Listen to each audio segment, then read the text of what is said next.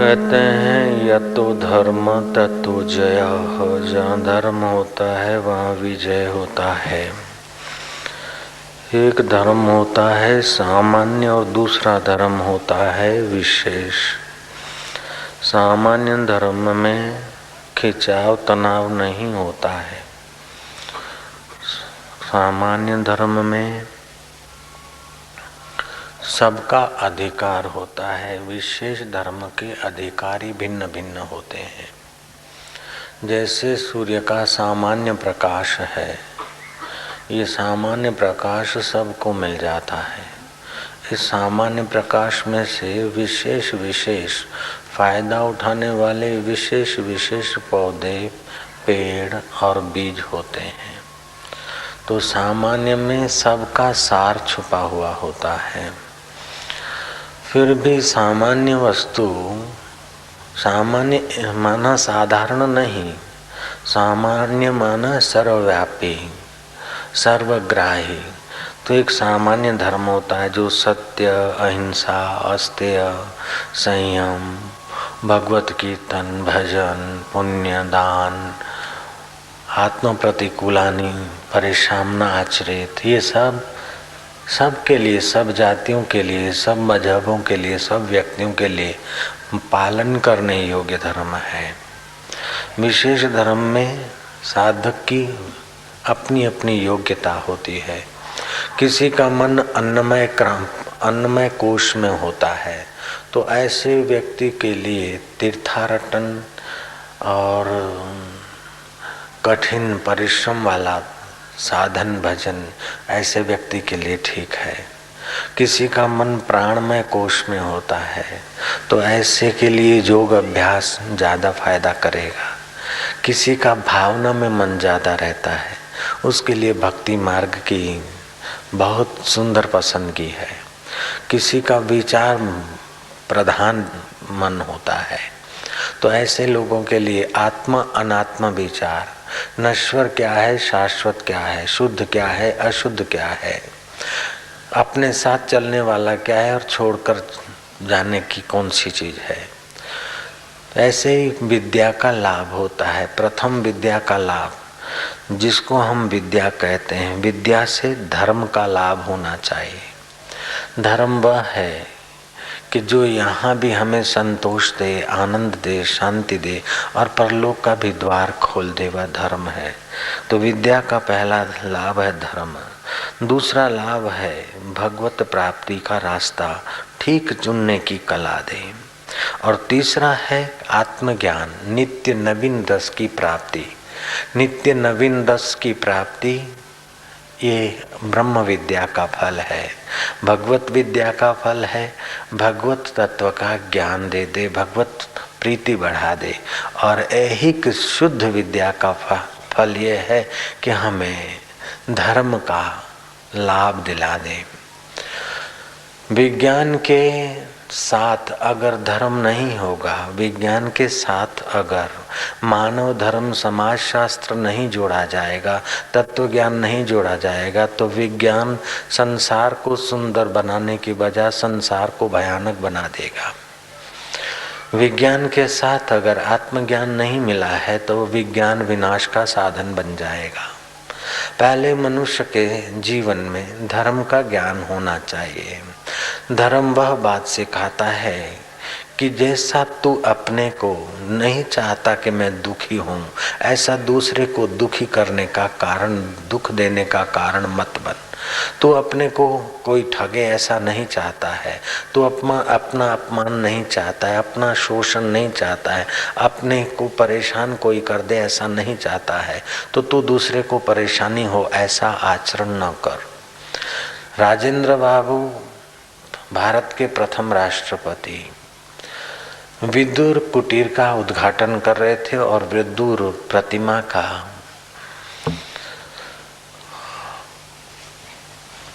निरावरण विधि के वक्त राष्ट्रपति राजेंद्र बाबू ने कहा कि आज से 5000 वर्ष पहले जो विदुर जी ने कहा है, महाभारत में जो आई है बात, 2500 वर्ष बाद जीसस ने अपने बाइबल में ली है।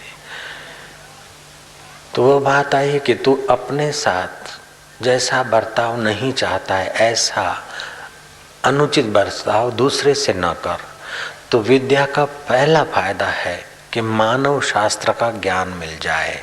सा विद्या या विमुक्त विद्या वह है जो मोक्ष तक ले जाए, और मोक्ष का रास्ता है कि मानवता का ज्ञान होना चाहिए। आज देखो तो सब एक दूसरे से भयभीत है, एक दूसरे से परेशान है और एक दूसरे पर शक और एक दूसरे के शोषण में लगे हैं। Every action create in reaction, जो हम करते हैं घूम फिर के हमारे सामने आता है। तो सामान्य धर्म यह है कि सत्य पर चले, अहिंसा वृत्ति बढ़ाएं, पर दोष दर्शन की अपेक्षा पर गुण ग्राह्यता करें और अपने दोषों का उन्मूलन करें। ये सामान्य धर्म है। विशेष धर्म है साधक की अपनी अपनी विशेष योग्यताओं के अनुसार। जैसे गुरु नानक बगदाद गए तो हिंदू और मुसलमान दोनों लोग चकित हो जाएं, ऐसी बांग पुकारी नानक जी ने। मुसलमानी बांग पुकारी अल्लाहू अकबरे, इतनी तो मुसलमानी बांग, और बाद में नानक जी ने बांग पुकारी एक ओंकार सतनाम। तो मुल्ला मौलवी ताजुब में पड़ गए और मुसलमान लोग ताजुब करते हुए एकत्रित हुए। नानक जी का तो काम बन गया, लोग इकट्ठे करने थे।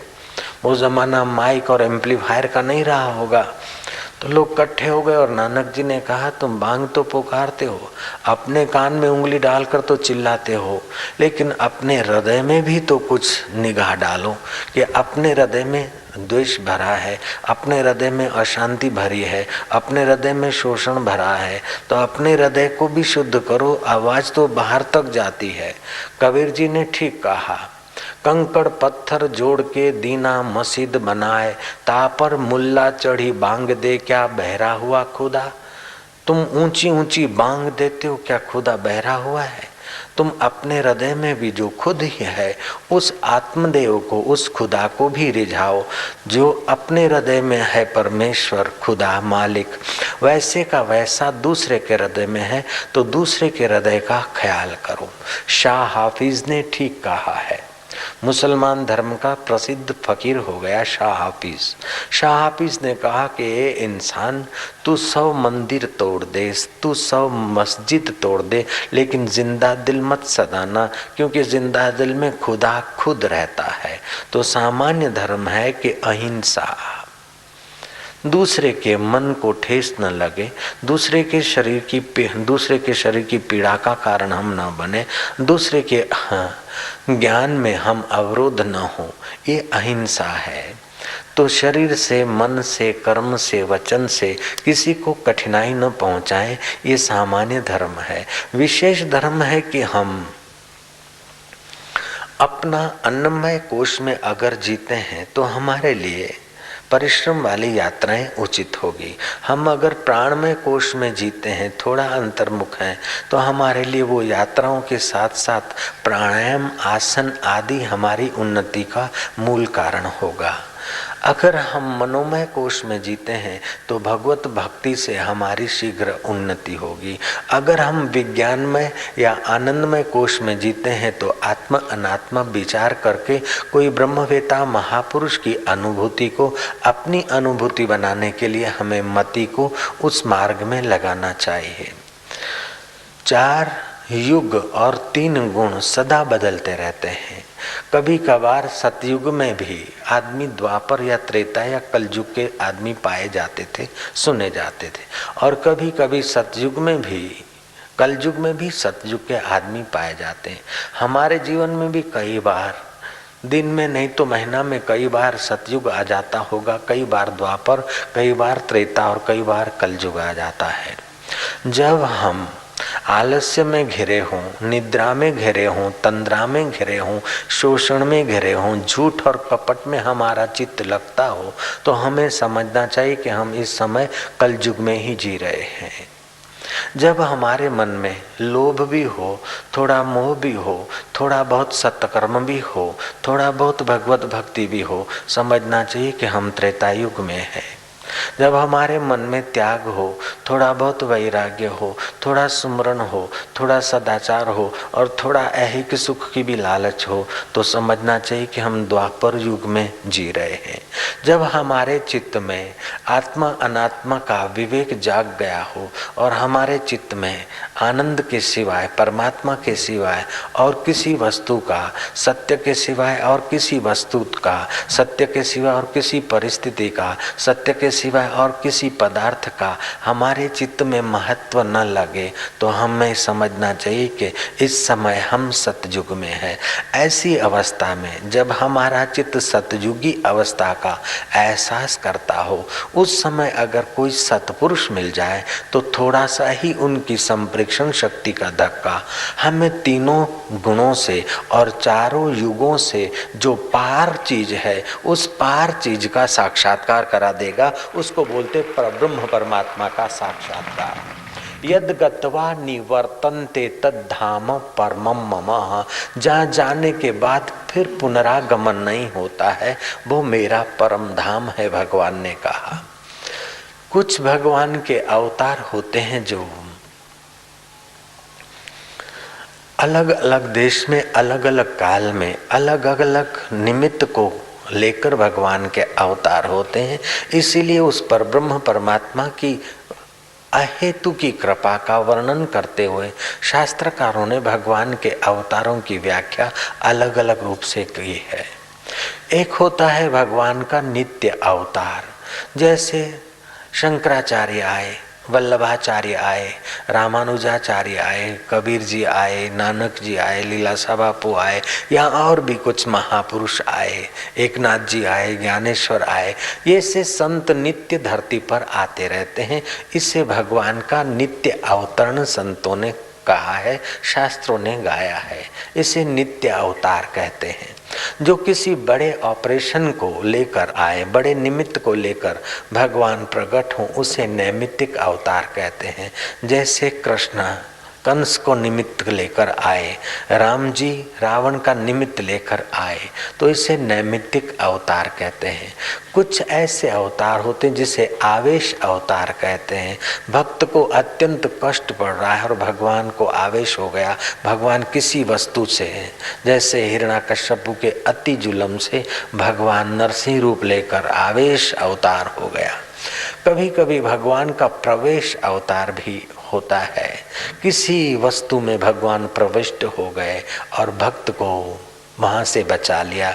जैसे होलिका ने कपट करके प्रहलाद को गोद में बिठाया, उसे वरदान था कि आग तुझे जलाएगी नहीं, तो वो वरदान के बल से कपट करती हुई प्रहलाद को अपनी गोद में लेकर बैठे, तो भगवान ने अनूठी लीला कर दी कि प्रहलाद बच गया और वो होलिका जल गई। तो भक्त की रक्षा के लिए भगवान की जो सर्वसामान्य सत्ता रूप में व्यापक चेतना है, उसमें से कहीं कहीं विशेष चेतना का प्रादुर्भाव होता है।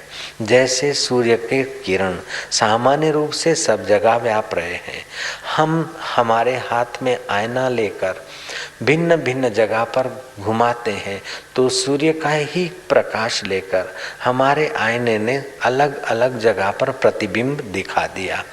तो अब दीवाल को दो प्रकाशों ने प्रकाशा।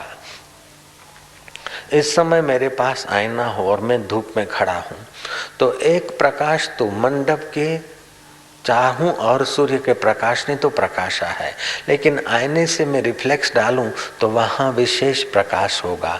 हालांकि वो सामान्य प्रकाश में से ही विशेष प्रकाश आया है।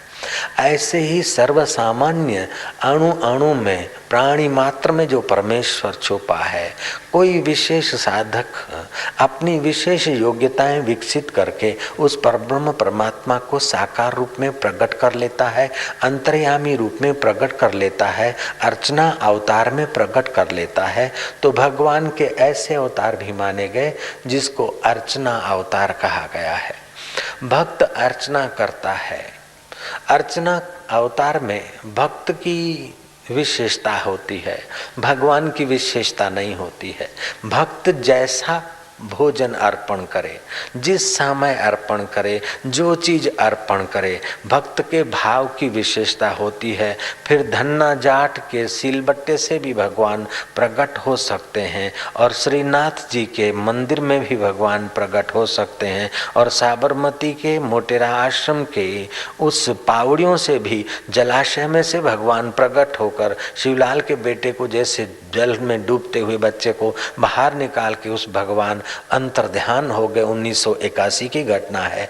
ऐसे ही वो अर्चना अवतार, अंतर्यामी अवतार, प्रेरणा अवतार भगवान कहीं से भी कभी भी विशेष रूप से प्रकट होकर मार्गदर्शन करके अंतर्धान होते हैं। 1938-40 की घटना होगी, ब्रिटिश शासन के काल की। एक बंगाली न्यायाधीश हाईकोर्ट में सर्विस करते थे। हाईकोर्ट के न्यायाधीशों को जब कोई फांसी किसी आदमी को लगती तो 5 न्यायाधीशों को बैठना पड़ता, जूरी को। उस जूरी में न्यायाधीश बंगाली बैठे थे और जिस आदमी को फांसी का आदेश था उस आदमी को देखकर न्यायाधीश ने चिल्लाया कि बोले ये निर्दोष है। 4 न्यायाधीशों ने कहा कि गलत बात है। सेशन कोर्ट ने, हाई कोर्ट ने, सुप्रीम कोर्ट ने इसी को गुनाहगार ठहराया है, इसीलिए तो इसको फांसी देनी है। अब तुम्हारा हमारा बोलना व्यर्थ है, इंतजार करो, 5 बजे इसको फांसी आनी। उस बंगाली न्यायाधीश ने इनकार कर दिया। तू मैं 5 के बजाय 5:30 बज गए। ब्रिटिश शासन का तार आया 5:30 बजे कि इस आदमी को फांसी नहीं लगनी चाहिए। बंगाली न्यायाधीश को उस अंतर्यामी आवाज पर बड़ा आदर हुआ, बड़ी श्रद्धा हुई। तुरंत उसने रिजाइन पेपर लिख दिया। चीफ जस्टिस ने इनकार किया कि तुम्हारे जैसे हृदय के सच्चे, जिसके हृदय में अंतर्यामी परमात्मा प्रेरणा कर सकता है, जो अंतर्यामी परमात्मा की प्रेरणा झेल सकते हैं, ऐसे न्यायाधीशों की तो देश को जरूरत है। बंगाली न्यायाधीश ने एकदम मनाही कर दी कि देश को तो जरूरत है, लेकिन मेरे को उस अंतर्यामी के दर्शन की जरूरत है। मुझे कोई प्रमोशन नहीं चाहिए, मैं तो अब जाऊंगा, साधु बनूंगा। वो बंगाली न्यायाधीश रिजाइन करके साधु बनने के लिए किसी महापुरुष को खोजते खोजते हरिद्वार आया, ऋषिकेश पहुंचा, इधर उधर भटका। कहीं पर कितने कितने साइन बोर्ड लगे थे, कोई 1008 के लगे थे, कोई 108 के लगे थे, लेकिन उस बंगाली न्यायाधीश का दिल कहीं झुका नहीं। आखिर वे दुकानदारी, साधुओं की दुकानदारी से उपराम होकर कोई सच्चे साधु की खोज में लगे। देव योग से उनका हृदय झुक जाए ऐसा कोई साधु मिल नहीं पाया। वो बंगाली न्यायाधीश ने अपने आप को अभागा समझा और ऋषिकेश बाबा विश्वदानंद, जिसको काली कमली वाले बाबा बोलते हैं, उस विश्वदानंद के आसपास के इलाके जहां अभी गीता भवन और काली कमली वालों का स्थान है, उस जगह पर उस बंगाली साधु ने अपने आप को गंगा के चरणों में फेंकने का निर्णय किया। ठीक रात्रि के 12 बजे। अब बस कूदना ही था। शायद मन बेईमान हो, डूबने के बाद तैरना जानता हूँ, हाथ चलाकर तैर कर बाहर निकल जाऊं तो, इसलिए अपने साथ कुछ पत्थर भी बांध लिए। बस कूदना था, गंगे मात की जय ही करना था।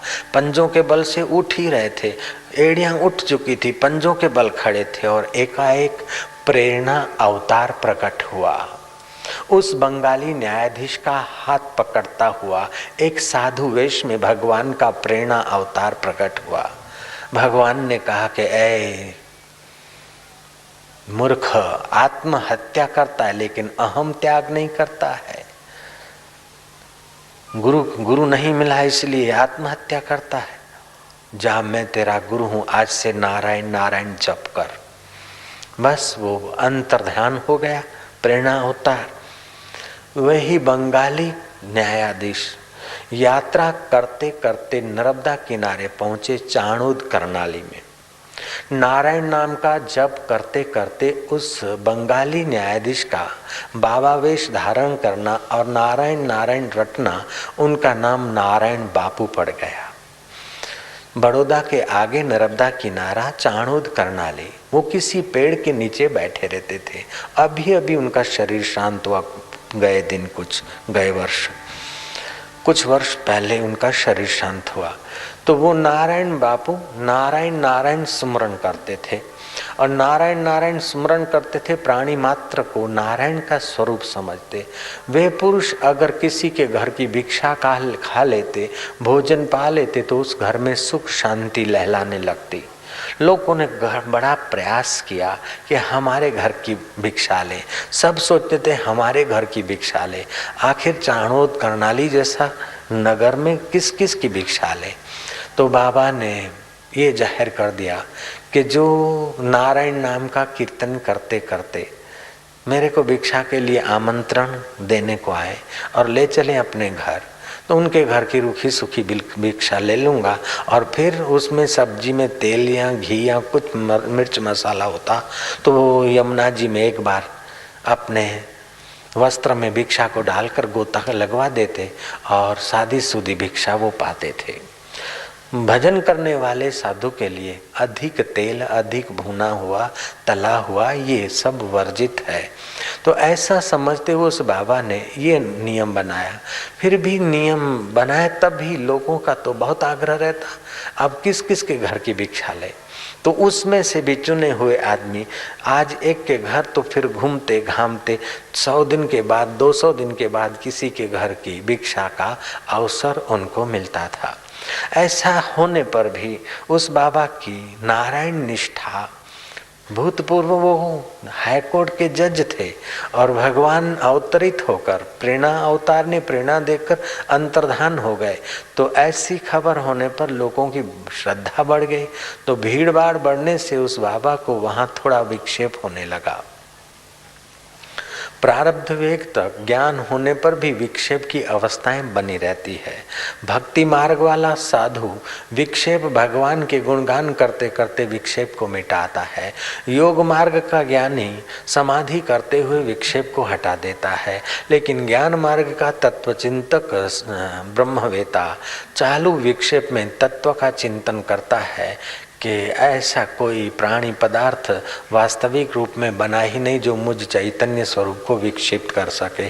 ऐसे विचार के बल से तत्वचिंतक साधक अथवा तत्ववेता पुरुष विचार के बल से विक्षेप को हटा देते हैं।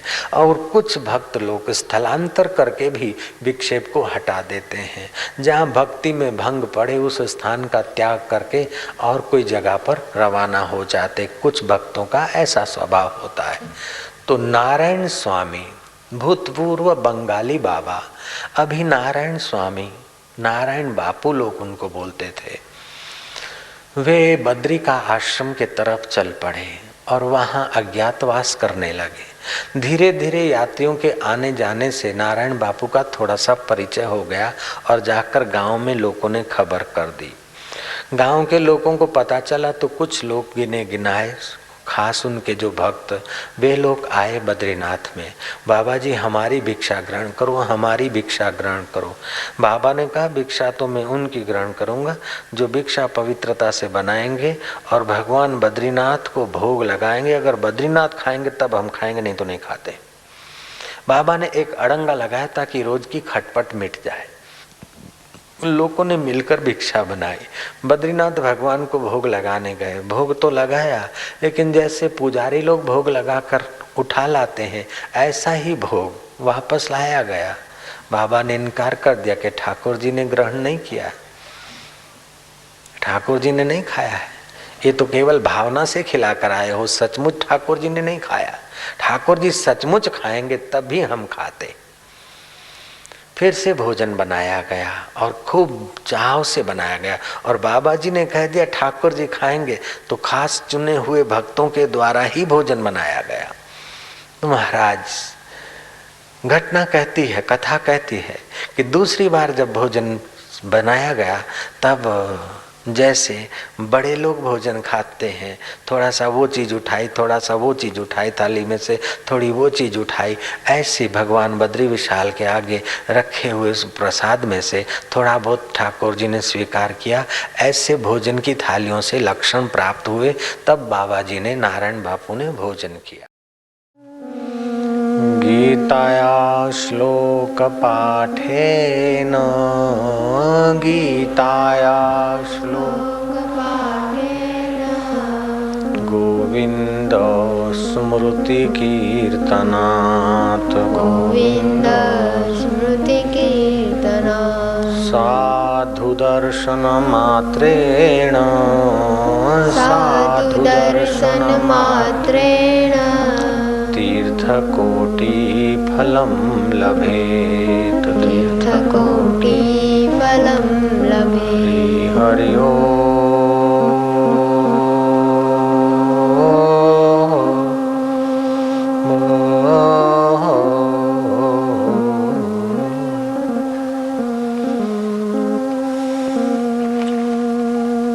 मधुरं मधुरेभ्योऽपि मधुरं मधुरेभ्योऽपि मङ्गलेभ्योऽपि मङ्गलम् मङ्गलेभ्योऽपि मङ्गलम् पावनं पावनेभ्योऽपि पावनं पावनेभ्योऽपि हरे नामैव केवलम् हरे नामैव केवलम्। हरि हरि ओम्।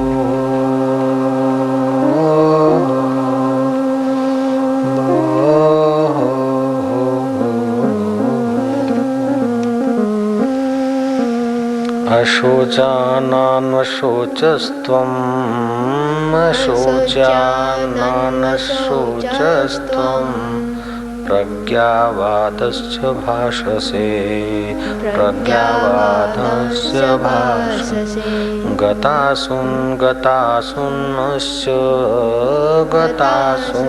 गतासुन्नस्य नानुशोचन्ति पंडिताः नानुशोचन्ति पंडिताः। भगवान कहते हैं भगवत गीता के दूसरे अध्याय का 11वां श्लोक है, तुमने शोक न करने योग्य का शोक किया है और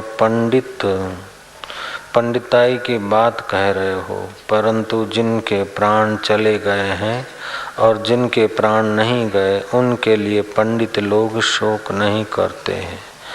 तुम पंडितों जैसी बात तो करते हो कि ये युद्ध में मर जाएंगे, कुल का नाश होगा, कुल नष्ट होने से कुल धर्म नष्ट होगा, कुल धर्म नष्ट होने से स्त्रियां का धर्म नष्ट होगा, स्त्रियां दूषित होगी, वर्ण संकर संतान उत्पन्न होगी, कुल घातियों को और कुल को नरकों में जाना पड़ेगा। ये बात तो तुम पंडितों जैसी करते हो, लेकिन अर्जुन पंडित तो वह है जो इस सारे संसार को मिथ्या समझता है, अन्वय और व्यतिरेक दृष्टि से जो देखता है। अन्वय दृष्टि से देखा जाए तो शाश्वत स्वरूप सबका सदा है, और व्यतिरेक दृष्टि से देखा जाए तो सब चीजें मृग मरीचिका की नाई।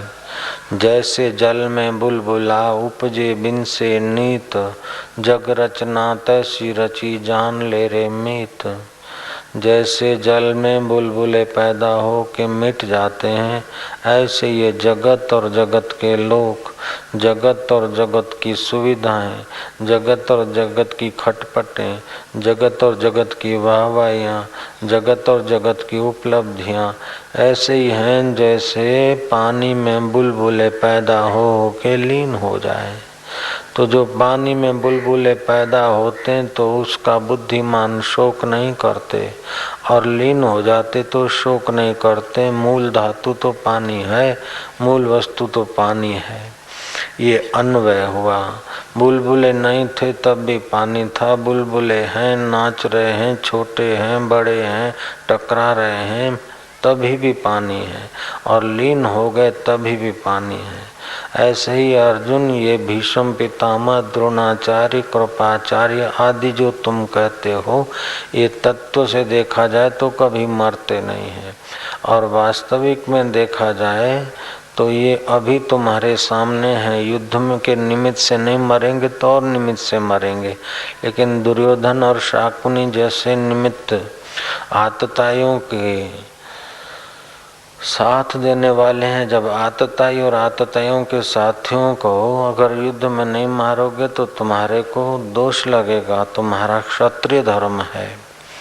तो तुम बातें तो पंडितों जैसी करते हो, लेकिन पंडित लोग तो जो बीत गए मर गए उसके विषय शोक नहीं करते हैं, और जो जीवित हैं उसके विषय में शोक नहीं करते हैं।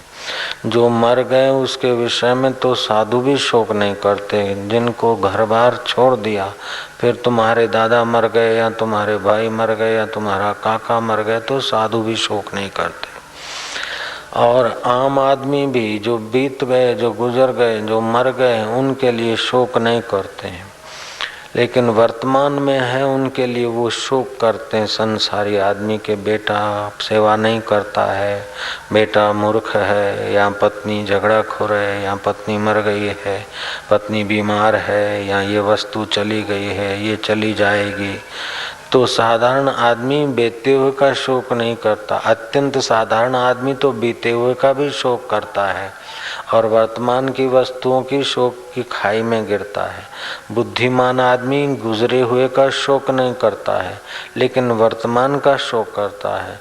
लेकिन पंडित तो वह है जो बीते हुए का भी शोक न करे और वर्तमान का भी शोक न करे। पंडित तो वह है जिसको समदर्शन प्राप्त हो गया है। समवर्तन तो नहीं होता है, समदर्शन होता है। समदर्शन वह चीज है जिसको सुदर्शन भी कह सकते हैं। जहाँ सुदर्शन है वहाँ किसी बात की चिंता फिक्र नहीं है। जब आदमी का सुदर्शन हट जाता है, अथवा जो आदमी सुदर्शन नहीं पा सकता है, उसकी नारायणी दृष्टि नहीं हुई है, उसी व्यक्तियों को शोक होता है। तू बात तो पंडितों की सी करता है, लेकिन शोक न करने की जगह पर शोक करता है। जो पहले नहीं थे बाद में नहीं होंगे, अभी नहीं के तरफ जा रहे, उनके लिए तू शोक करता है। कुल धर्म की बात लाकर तुम्हारी करुणा आवेश का रूप ले रही है। आवेश से धर्म की उपलब्धि नहीं होती है। धीरज धर्म मित्र और नारी, आपतकाल परखे चारी। तुम्हारे में धीरज कितना है, तुम धर्म पर कितने डटे हो, पत्नी कितनी वफादार है और मित्र कितना वफादार है, ये आपातकाल में ही पता चलता है। विवेकानंद ने शिकागो में प्रवचन करते करते कहा कि फेथ इज सुप्रीम पावर। श्रद्धा जो है परम पावर है। यजुर्वेद में आता है वृत्तेन दीक्षायाम माप्नोति, दीक्षायाम माप्नोति दक्षिणायाम, दक्षिणायाम माप्नोति श्रद्धा, श्रद्धायाम माप्नोति सत्यम। व्रत से दक्षता की प्राप्ति होती है, दक्षता से दीक्षा की प्राप्ति होती है, अर्थात श्रद्धा की प्राप्ति होती है, और श्रद्धा से सत्य की प्राप्ति होती है। गीता ने कहा श्रद्धावान लभते ज्ञानम तत्परः संयते इंद्रियः, ज्ञानम लब्ध्वा पराम शांति मचिरेणादि गच्छति। ऐसा नहीं कि अभी नहीं बाद में मिलेगा, मचिरेणादि गच्छति, समय पाकर नहीं, उसी समय अनुभव होगा। सामवेद में आता है प्रातः श्रद्धा आवाहम्य हम।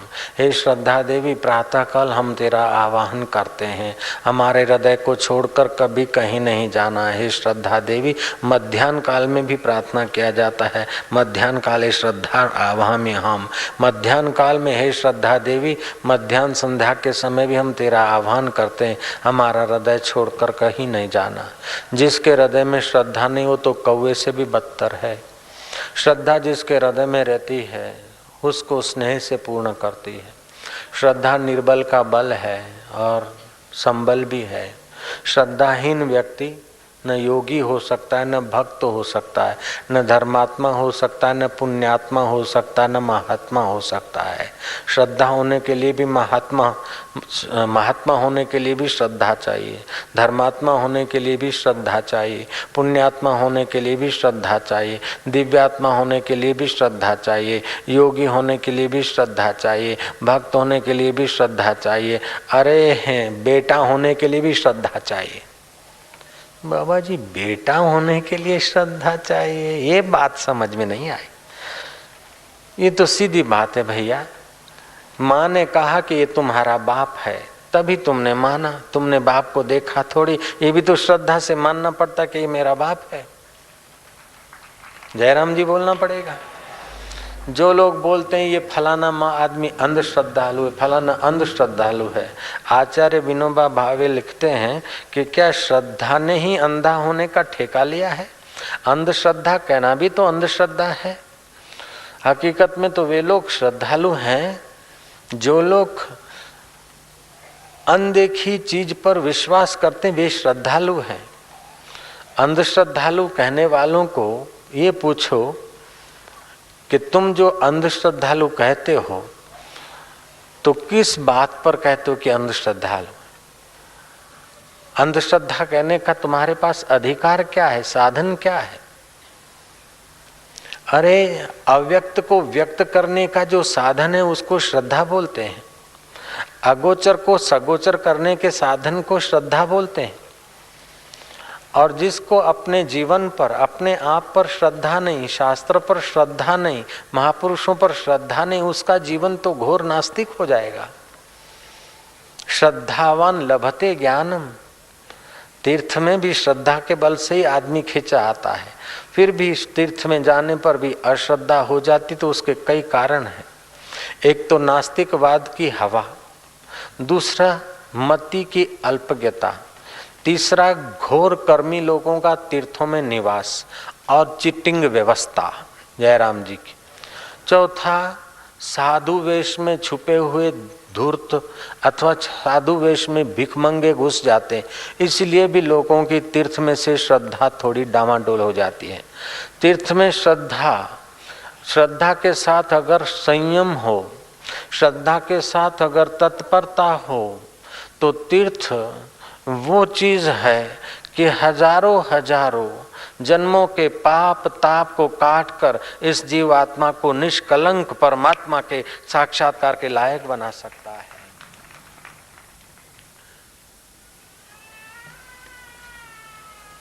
तीर्थ वो औषध है, जैसे साधारण औषध से मरीज ठीक नहीं होता है तो डॉक्टर उसको विशेष औषध देता है, अथवा बहुत सारे डॉक्टर मिलकर उसके विषय में विचार करते हैं और ठीक ज़्यादा असर करने वाली इंजेक्शन या टैबलेट या खास तौर की स्पेशल दवाइयाँ यूज़ करते हैं।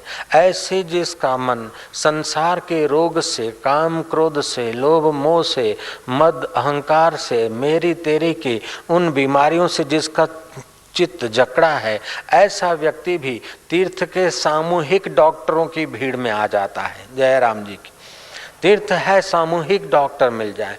जैसे विलेज का, एक गांव का छोटा मोटा डॉक्टर होता है और सिविल में जाते तो बहुत सारे डॉक्टर मिलते हैं, ऐसे ही तीर्थ एक सिविल सर्जनों की बड़ी एक फंक्शन है जो हमारे अंतर मन के ऑपरेशन और दवाई करते हैं। लेकिन साथ साथ में खतरा भी उतना ही है। आज के युग में अगर सावधान न रहें तो तीर्थ में जो पवित्रता होनी चाहिए उस पवित्रता को हम भूल जाएं। लहसुन प्याज अथवा शराब कबाब या अखाद्य खाने लगे तो फिर तीर्थ बेचारा क्या करेगा। कबीर जी ने ठीक कहा है, चिंता ऐसी डाकिनी काटी कले जो खाए, वैद्य बेचारा क्या करे कहाँ तक दवा लगाए। हमने फिर इस साखी को अपने ढंग से कहा, चिंता ऐसी डाकनी अथवा वासना ऐसी डाकनी काटी कले जो खाए, तीर्थ बेचारा क्या करे कहाँ तक पवित्रता लगाए। सियावर रामचंद्र की जय। तो तीर्थ में कुछ महापुरुषों के वचन हैं कि तीर्थ में शराब गांजा भांग पीना नहीं चाहिए और पीने वालों की शरण जाना नहीं चाहिए। तीर्थ में अपने स्वत्व का भोजन हो गृहस्थी के लिए तो ठीक है, यहाँ तक कि अपने काम आने वाले भोजन आदि के बर्तन कहीं से ले लिए तीर्थ में तो कोई बात नहीं, बाकी अपने काम आने वाली कोई भी चीज अपने अपने पैसों की, अपने स्वत्व की काम में लानी चाहिए। यहाँ तक कि औषधि भी तीर्थ में मुफ्त की न ले, वो भी दान की मानी जाती है। अन्य क्षेत्रे कृतं पापम तीर्थ क्षेत्रे विनश्यति, तीर्थ क्षेत्रे कृतं पापम वज्रलेपो भविष्यति। तो इस प्रकार के तीर्थ निवास के नियम समझकर जो आदमी अल्प आहार करता है, इंद्रियों को अल्प विषय देता है और ईश्वर नाम जप करता है, तीर्थ यात्रा करते जाएं तो पैदल जा रहे हैं तो भगवान नाम मानसिक जप करते जाएं, और जहाँ विश्राम करें वहाँ भगवान के गुणगान करने वाला कोई सत्संगी मिल जाए तो ठीक है, कहीं से सुनने को मिल जाए तो ठीक है, नहीं तो भगवत प्रीति बढ़ाने वाले पुस्तकों का पाठन करना चाहिए। सामूहिक यात्रा करते हैं, रेल से जाते हैं, बैलगाड़ी से जाते हैं, बस से जाते हैं, तभी भी यात्रा के समय जप करना चाहिए, कीर्तन करना चाहिए, धुन बोलना चाहिए, बढ़िया बढ़िया स्तोत्र गाने चाहिए।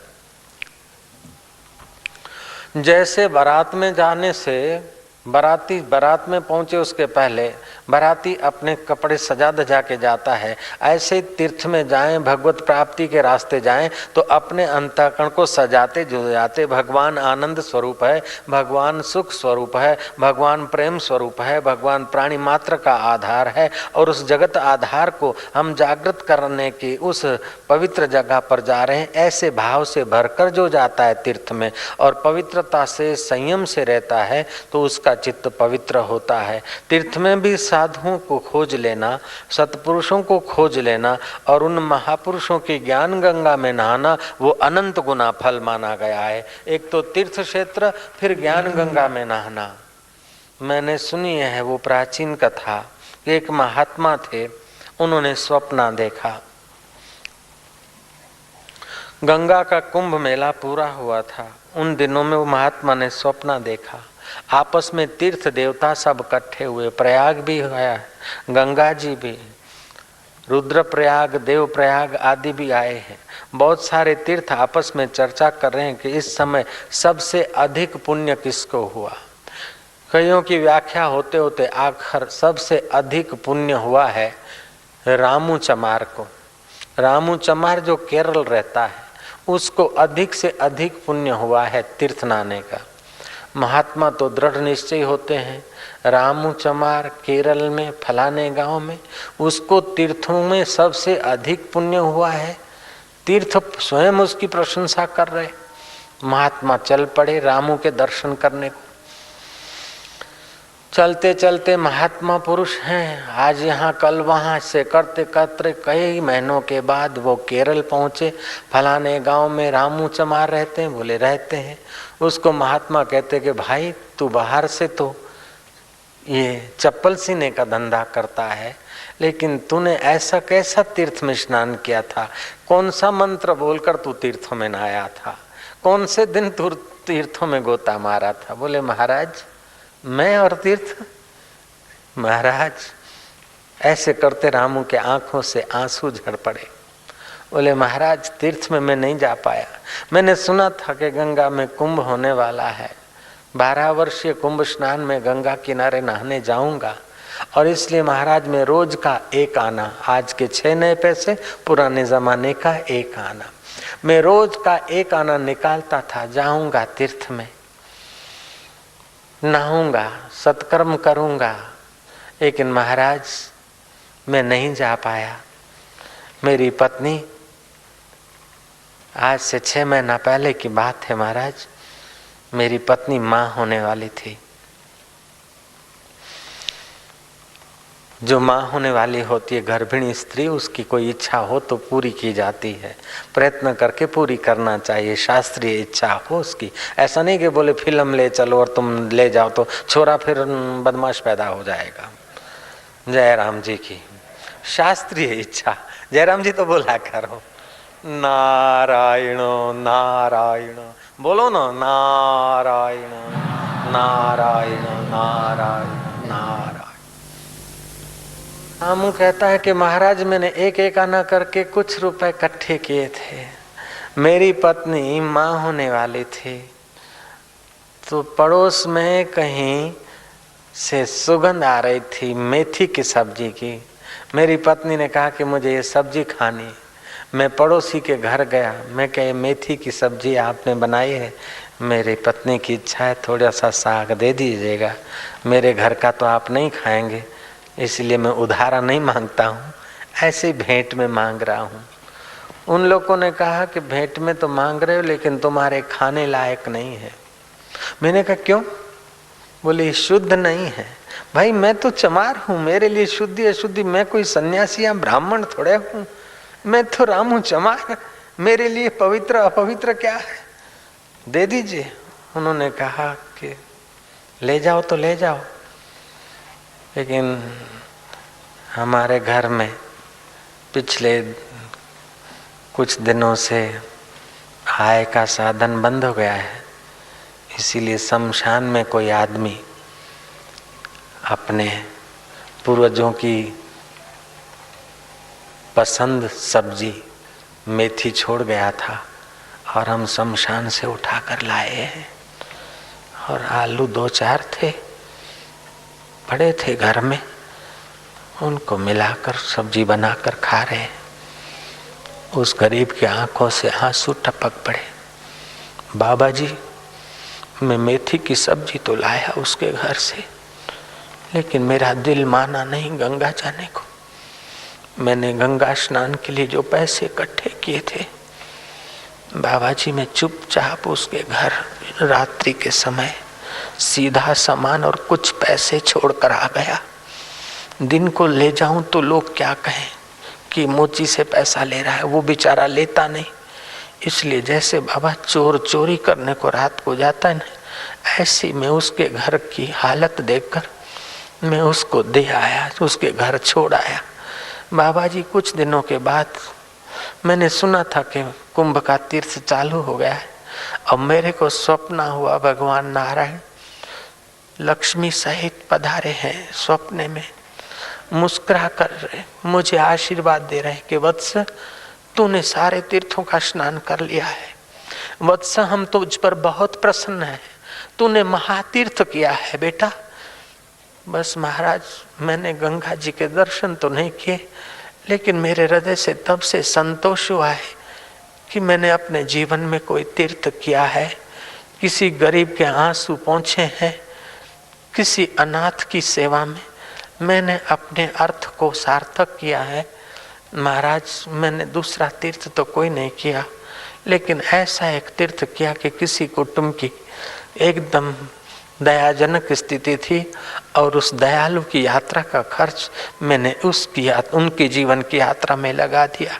महाराज तब से मेरे मन में बड़ी शांति रहती है, बड़ा आनंद रहता है। मैं आप लोगों को हाथ जोड़कर अपने विशेषता नहीं लेकिन अपने अनुभव को आपकी मिलकत बनाने के लिए बोल रहा हूँ।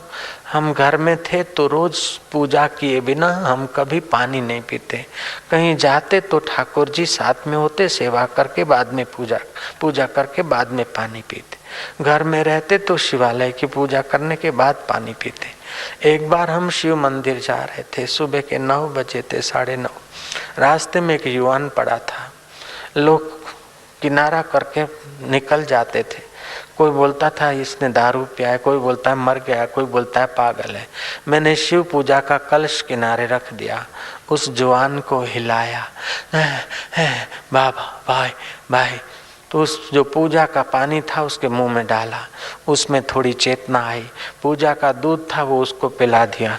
वो आदमी जवान लड़का 18-20 साल का था, बैठा।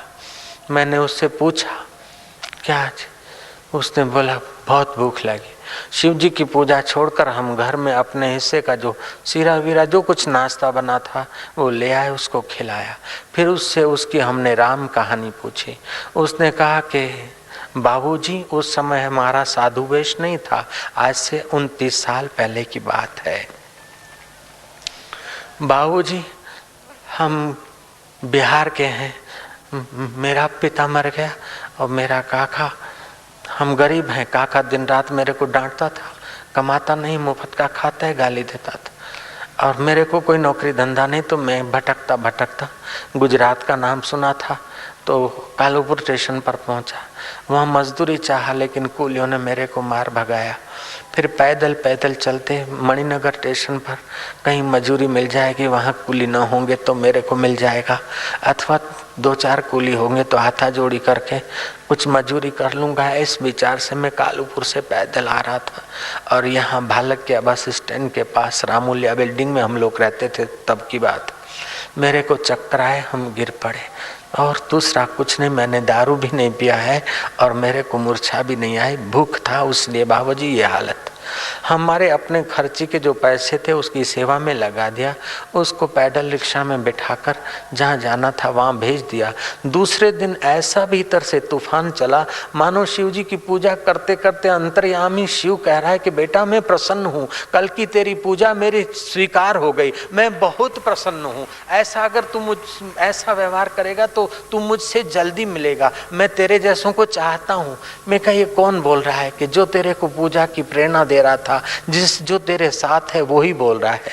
और भगवान की दया भी ऐसी हुई कि फिर ज्यादा दिन संसार भट्टी में पचना नहीं पड़ा। उस गरीब की सेवा मानो परमात्मा की सेवा हो गई और उस ईश्वर ने हमारी सचमुच में नैया पार कर दी।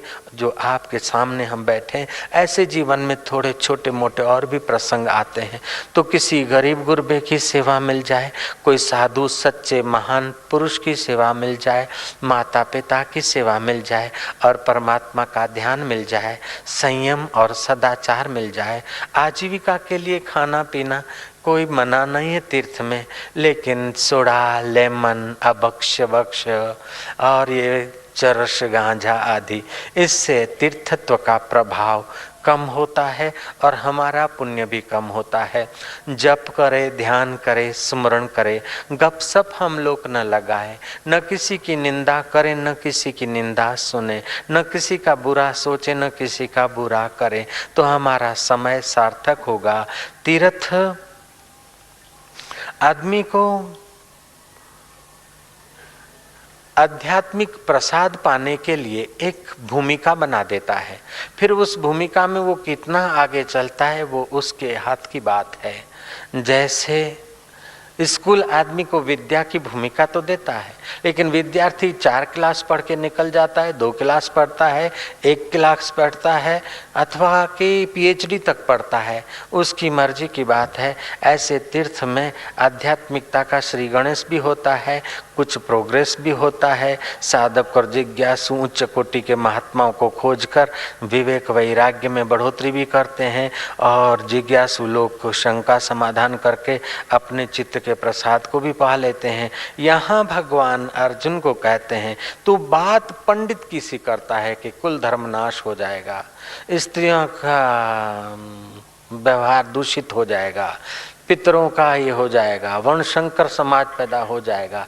लेकिन अन्वय और व्यतिरेक से अर्जुन तू देखे तो तत्व रूप से तो भीष्म द्रोण और सबका स्वरूप ज्यों का त्यों है, और मायावी दुनिया से देखे तो ये पैदा हुए तो मर जाएंगे। इसलिए अभी युद्ध के प्रसंग में तू सन्यासी होने के लिए यहाँ नहीं आया है, अभी तू सन्यास की बात कर रहा है। जहाँ तेरा सामने कर्तव्य आया है वहां से तू भागने के लिए सन्यास की बात कर रहा है। अगर तुझे सन्यास लेना ही था, विवेक वैराग्य संपन्न होकर तू सन्यासी होना चाहता था तो वो बात अलग थी, लेकिन अभी तू सन्यास की आड़ देकर अपना कर्तव्य छोड़ता है तो वो उचित नहीं है। पंडित तो किसी तो बातें करता है, लेकिन सच्चे पंडित तो वो होते हैं जो बीते हुए की चिंता नहीं करते, जो मर गए उनकी चिंता नहीं करते हैं, और जो बैठे मरने के लिए उनकी भी वो चिंता नहीं करते हैं, क्योंकि जो आए हैं वो जाएंगे। राजा रंक फकीर, जो मर गए वो मर गए, लेकिन जो बाकी के बैठे हम लोग वो भी तो मरने के लिए बैठे। कोई आज गया, कोई कल गया, कोई जावन को तैयार खड़ा। सिकंदर दारा हल्याव्या, सोनी लंका वारा हल्याव्या, कारून खजाने जा मालिक हथे खाली बेचारा हल्याव्या। तो कोई मित्र कुटुंबी गए तो कोई वस्तुएं गई, कोई वस्तुएं छोड़कर गया तो कोई वस्तुओं के लिए रोता रोता गया। लेकिन ये संसार चलचित्र जैसा है। नानक जी ने ठीक कहा है, जैसा स्वप्न रैन का तैसा ये संसार।